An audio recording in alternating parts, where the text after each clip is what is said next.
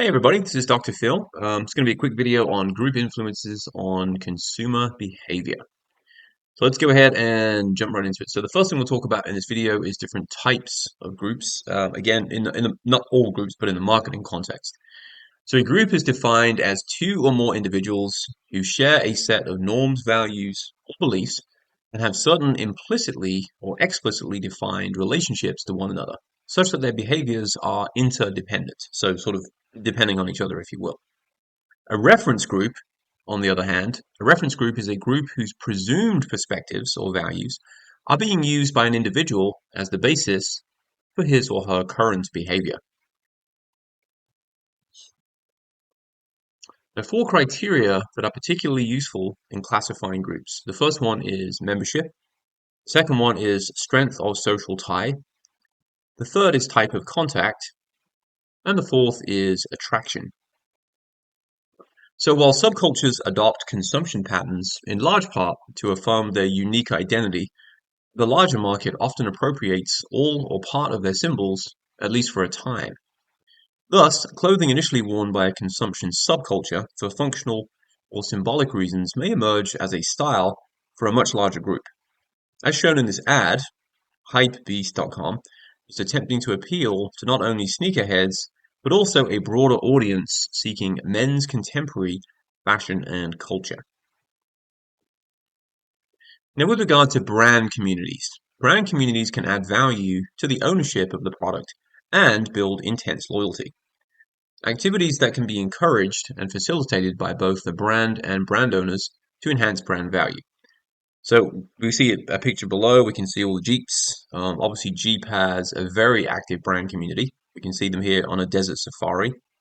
So doing things like that can create intense brand loyalty and also some camaraderie. Now, continuing with this theme of the types of groups, online social network sites such as Sephora's Beauty Insider community, shown here, are increasingly popular for both consumers and brands as a way to foster and be connected to a community with similar lifestyles, values, and interests. Community members can get recommendations and gain inspiration from fellow members, as well as have conversations with Sephora brands. Now, when using social media in marketing, the first thing to remember is the company should always be transparent.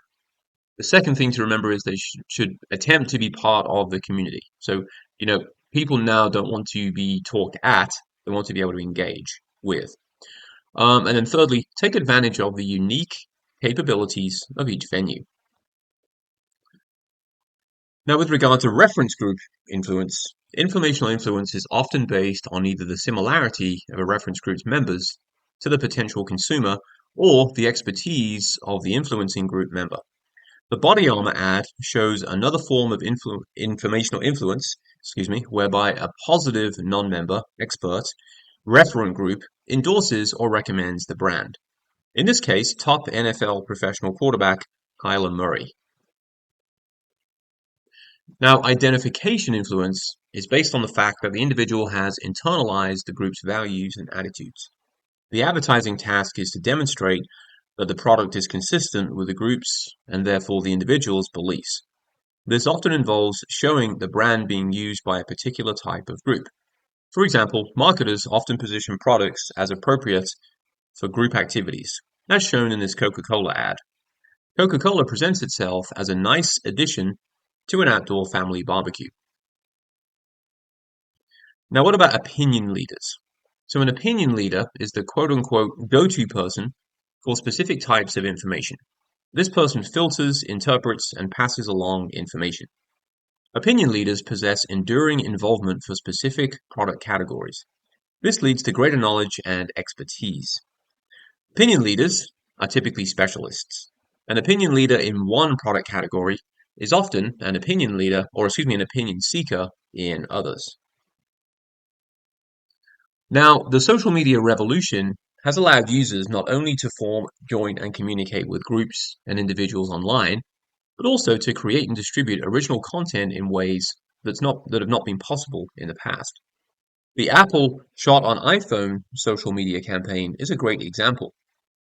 Users can post pictures and videos taken on their iPhones, ranging from cityscapes to family activities to nature, to demonstrate the versatility and quality of the phone's camera.